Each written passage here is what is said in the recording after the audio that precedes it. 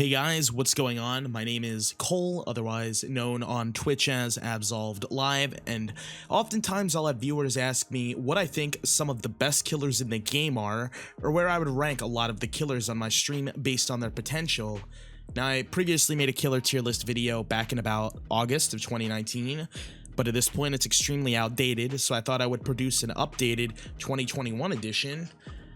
But before getting into this video, I'd like to give some background information on who I am, since most people viewing likely don't or won't know. I am a killer main with about 3,400 hours in-game. I've been playing Dead by Daylight since June of 2017.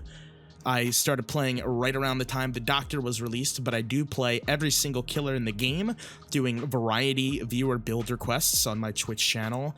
So I do have a decent amount of experience, having played every killer in the game, a pretty fair amount, at what I would consider a fairly high level. Now, of course, these are all my personal opinions on the killer in the game and my experiences with them over the last 3.5 some odd years that I've been playing. So quickly going over some of the criteria of the ranks, I think we all already know who's going into the S tier because it's so patently obvious. But for every tier below it, there's going to be some kind of a recurring theme amongst killers.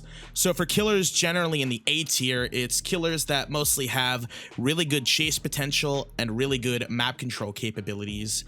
B tier is designated for killers that, while they may be good in chase, aren't necessarily very good at map control or pressuring the map. C tier for killers that situationally may be good in a lot of scenarios but just aren't consistent enough to rank them any higher. D tier for killers that have a faint glimmer of occasional potential but it's just way too inconsistent to be valuable in most games. And E tier for killers that basically have powers that are fundamentally flawed in such a way that there is basically no upside to playing them at all unless you run their best add-ons. And also keep in mind that I'll be generally basing my placements on the killers with no perks or add-ons and only on their base powers. So feel free to leave your comments or opinions on my placements of the tier list in the comments below. The only thing that I asked is that it's kept respectful and civil. So going into it first, the first placement I'm going to have to put is definitely the Wraith. I think that he has potential when you run add-ons, but since I'm basing this on killers with no add-ons, no perks, no anything, he's just not very good when you play him at a base level. His ability to traverse the map is incredibly slow because without Windstorm, he's nightmare fuel traveling across the map. His invisibility isn't that good, especially at rank 1, which is also what I'm basing this tier list around. It's just Wraith is just way too inconsistent. He doesn't have a good chase potential. He just has nothing going for him, really. But they are buffing him in the upcoming mid chapter, but it's not really going to change his position at a base tier level. Next on the tier list, I'm going to have to put the Trapper right next to the Wraith in the E tier. Trapper is just one of those killers who is extremely add-on reliant, similar to the Wraith, and as an effect of that, without add-ons, he is just so painfully underwhelming. Since Trapper at base only spawns in with one trap, it can only hold one trap at a time without add-ons, you would have to spend a pretty significant amount of time not only setting up each individual trap, but picking all of them up too, which by the time you finish setting up your traps everywhere you want to place them, typically about 2 to 3 gens will already finish in that time, and that's not even factoring in coordinated teams who would typically be keeping notes of where your traps are and most likely deactivating them as well, especially if you have somebody kind of immersing around, following you, pestering you, and deactivating all your traps, rendering them useless more often than not, makes him exceptionally frustrating to play and worthy of the garbage tier. So in between the last killer listing, I discovered presentation mode on tier list maker, which makes it look much more sleek than what it looked like before, so that's why it looks different. Anyway, moving on to the D tier list, I'm going to have to put my first placement as the Shape, Michael Myers. He's just... Now, I believe on my old tier list, I actually did place Myers pretty high up, but as the years have gone on, my views have changed on him pretty drastically, and as an effect of playing more variety lately and taking viewer build requests has made me shift my opinion on Myers.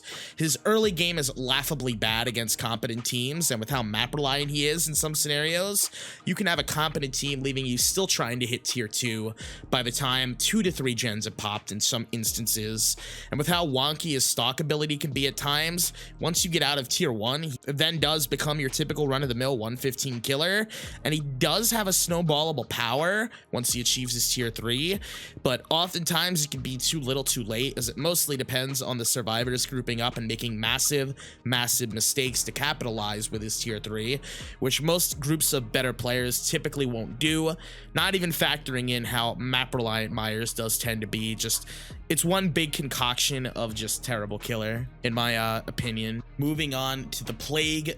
The Plague for me is one of those killers that are kind of tricky to place because her power, the Corrupt Purge that she gains from fountains, isn't necessarily the worst in terms of its effect, but it's pretty easily loopable, as there's so many caveats to her power as well that it's almost a non-factor in most scenarios.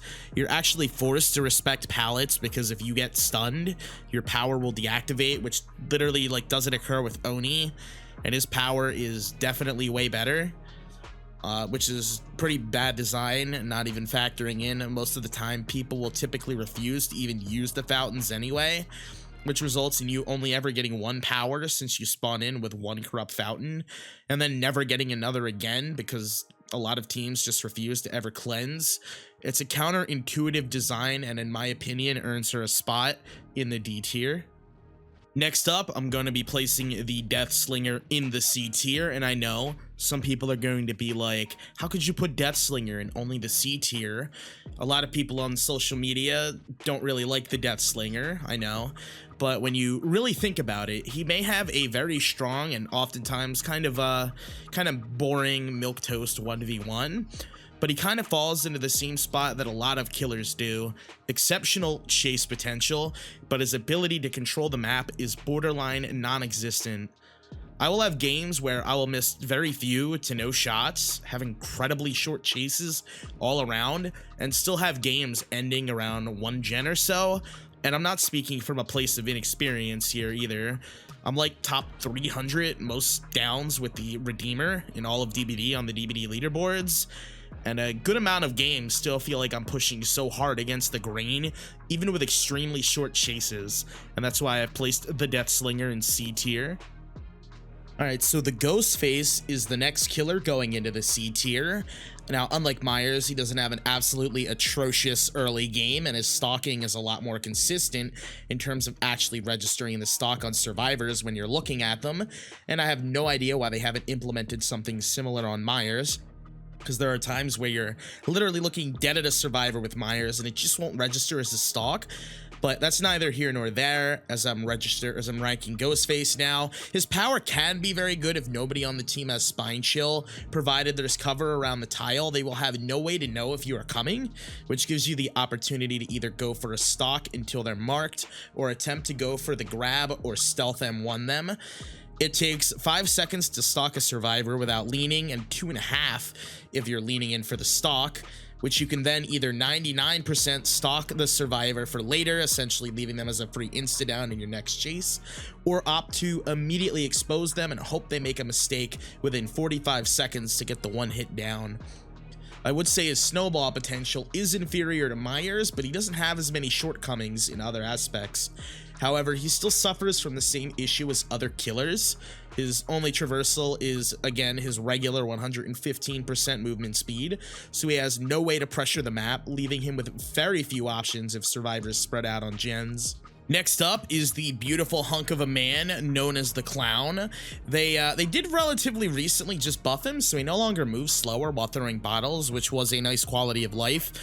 Definitely a really nice quality of life. And the other upcoming change that they are going to be giving him in this mid chapter is a new bottle type and a faster reload time from 5 seconds down to 3, which will likely arrive within the next week or so, which has been accounted for in my ranking of the Clown in this tier list. Clown's bottles essentially make it so survivors have to instantly throw every pallet when used correctly, because they will not make multiple loops out of a properly placed bottle, which will typically result in survivors insta-throwing pallets and playing very safe, leaving you little to no opportunity to try to get a hit, because the survivor is very unlikely to greed.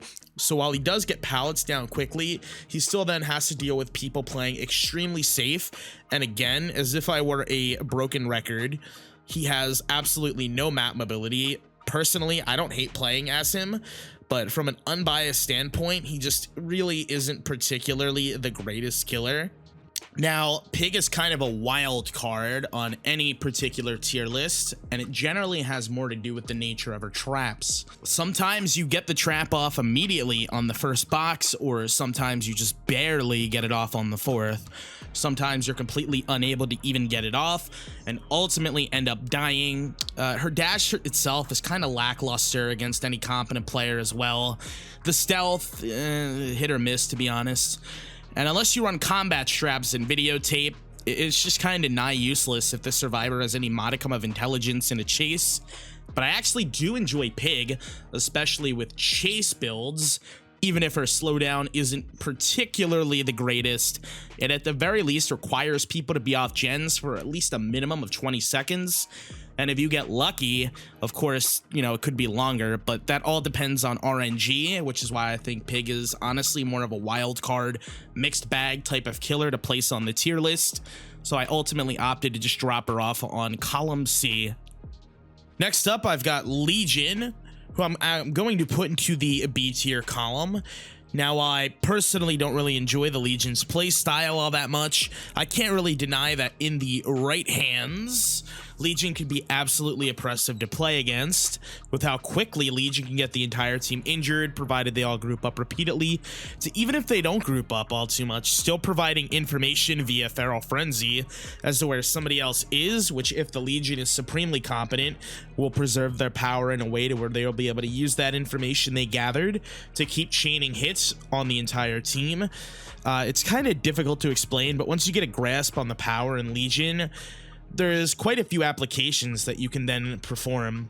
Each time you hit a survivor with your frenzy, I believe it takes them about 12 seconds to mend on top of injuring them, which if you can get off all 4 people being injured as you chase the 4th, provided they don't mend each other, it will take the other 3 a combined 36 seconds minimum of gen progress that now isn't happening as they mend while you chase the 4th, to at least put it in simple terms. Next up on the B tier, I am going to be placing the twins here. I actually do really enjoy playing the twins as well, since they're kind of a different play style. They can injure people very quickly, on top of them being pretty good at providing pressure, as they're the first killer in the game that technically allows you to be in 2 different places at the same time, and they have really great slug potential. Although the major negative though is that, like, unlike every other killer in the game, it's actually really effective to group up against the twins. If you have at least another survivor with you and Victor downs you, in most case scenarios, Charlotte will not make it to pick up the downed survivor before their teammate picks them up, which is a negative that Charlotte will tend to struggle against.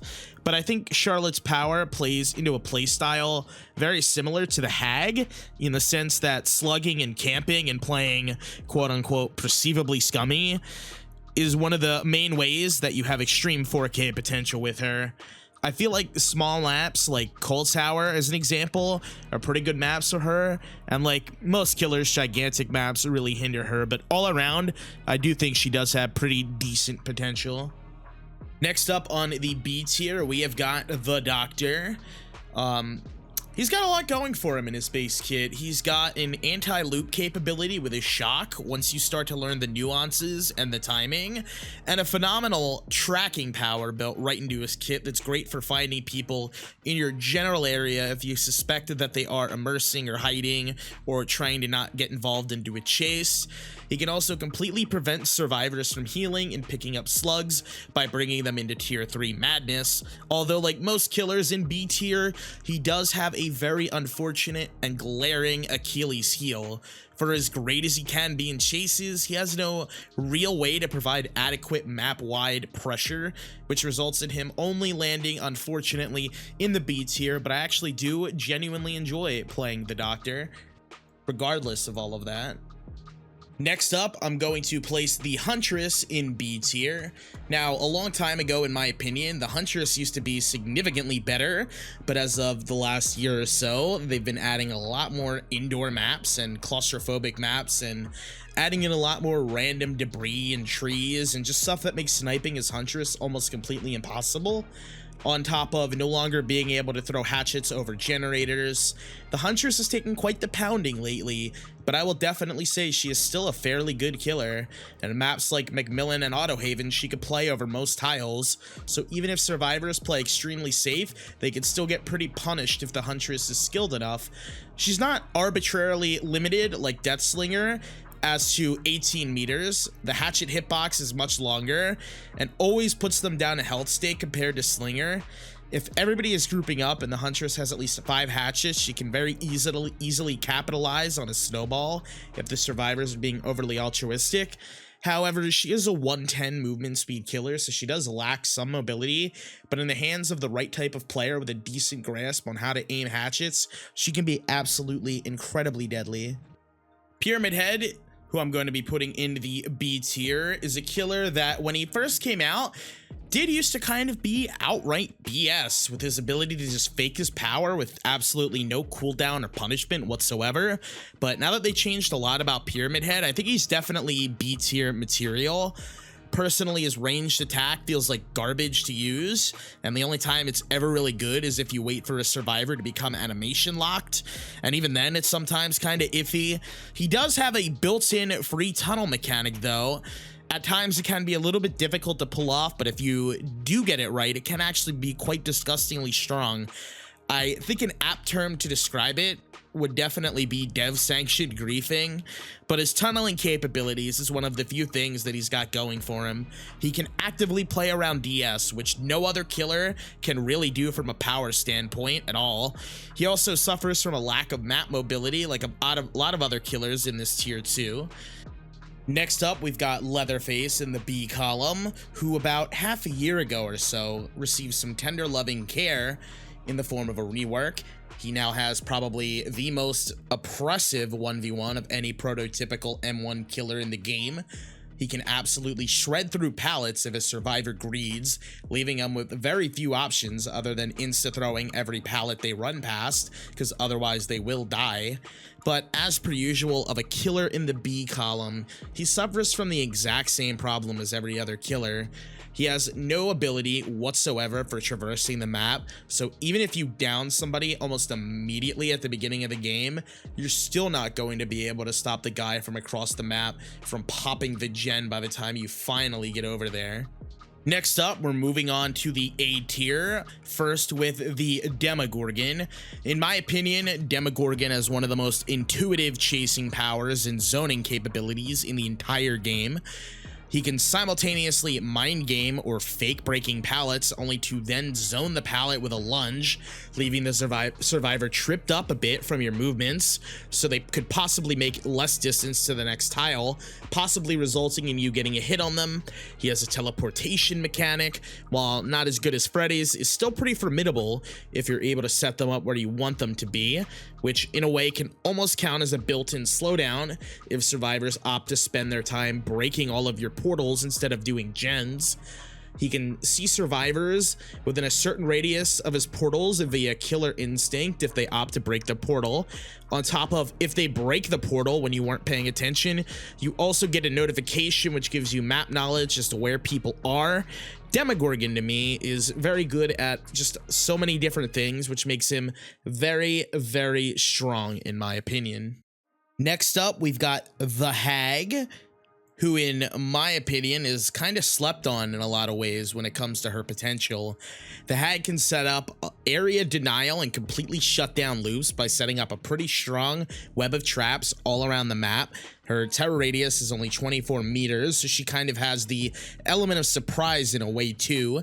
And behind Leatherface, probably has the next best hook denial capabilities. One thing that does kind of suck though is that flashlights basically completely destroy her power, but overall the Hag's flat out ability to control portions of the map definitely earns her a spot in A tier. Next up in A tier, we've got the Hillbilly. Now in my old and outdated tier list, I actually put Billy at a definitive number 3 behind Nurse and Spirit, but Hillbilly has seen better days as of late. He still has great map traversal with Saw, but ever since dedicated servers and the nerf to his base kit Saw, he's just been very worse for wear, playing safe against Billy and pre-throwing every pallet, just sticking to windows, kind of renders him powerless for the most part. But the sheer ability of having map traversal at the level that he has it will always keep him high up in the tier list regardless of his lessened chase potential. Next up is the Blight. He has pretty crazy map mobility and a pretty good power in terms of chase as well. If you really know what you're doing with his lethal rush, it can be extremely oppressive. If you're playing against a really competent Blight, it can be extremely terrifying. He can get across almost the entire map in a single power, allowing him to stop gens from getting done and getting from hook survivor to new survivor to chase in very little time, which will always be very good. Just a very, very good killer in general. Really not much more to say on that. Next up on the list is Oni in A tier. Oni is kind of similar to Myers in the sense that his early game isn't the most impressive, but once you get a few hits in and start getting his power throughout the mid to end game, he starts to become absolutely insane. His Demon Dash ability has crazy map traversal, even better than Hillbilly's. He doesn't bonk into walls, it can just slide off of things like butter, on top of being able to insta down with it. In my opinion, with Infectious Fright and Scalp Top Knot, Oni has the greatest potential for snowballing out of any killer in the entire game, since he can chain survivors with his insta down. Most competent teams will try to starve Oni out of his power by insta-throwing every single pallet and playing very safe to deny the Oni his power. But once Oni gets that one hit that he needs, he can just start snowballing from there, and it's just unmatched by almost any killer in the game. Next up, we're going to be talking about Freddy in the A tier. For as strong as Freddy is, he's probably one of the easiest killers to master in the entire game for how outright strong he is. One of the things that makes him the strongest M1 killer in the game is that he is able to teleport from gen to gen at will every 45 seconds with nothing the survivors can do to prevent it.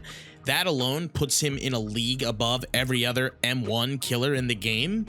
He also has a really great anti-loot power built in with his snares, which essentially shut down all tiles so that the survivor has to immediately throw the pallet on the next loop around.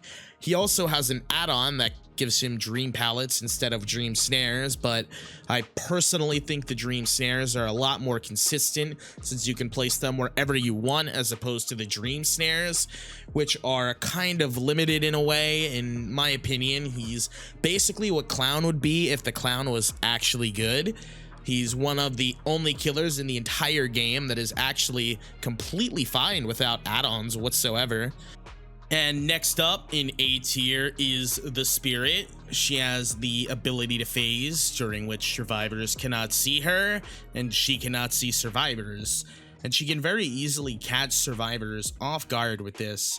She has very good downing powers and capability against survivors who find themselves out of position. She can also traverse the map decently enough if you choose to use the power for mobility, and more often than not, there is very little you can do against a good Spirit, and that's all there really is to say about that. And yeah, I'm sure to the surprise of absolutely nobody, in S tier, it's the Nurse. That's all there really is to say, honestly. People who commit their time to mastering Nurse will just demolish your team in 20 seconds. There's very little left to say about that, to be honest. So that was my personal tier list for Dead by Daylight in 2021. Of course, this is primarily my opinions based on my experience of over 3,400 hours in Dead by Daylight. I'm looking forward to what any of your opinions may be, if you agree or disagree, or if you think any killer should be ranked in a different spot. Once again, the only thing that I ask is that you keep discussion tasteful and civil. Who's your personal favorite killer? Who do you think is the best killer? There are plenty of things that can and may be discussed here. Beyond that, for anybody who may be new to the channel, and I assume most people watching this probably aren't subscribers. If you guys did enjoy this video, my name is Cole, and I do stream Dead by Daylight mostly daily, playing killer plus build requests completely for free for anybody and everybody who would like to request any killer with a build. I have every single killer in the game, prestige 350, maxed out with every single perk. I also have a Discord with over 160 members. Once again, I do stream on Twitch over at twitch.tv/AbsolvedLIVE if you'd like to check out what we do and if you'd like to join the community. Anyway, until next time, I hope you have a good day or night. And yeah, Peepo Pog, dude.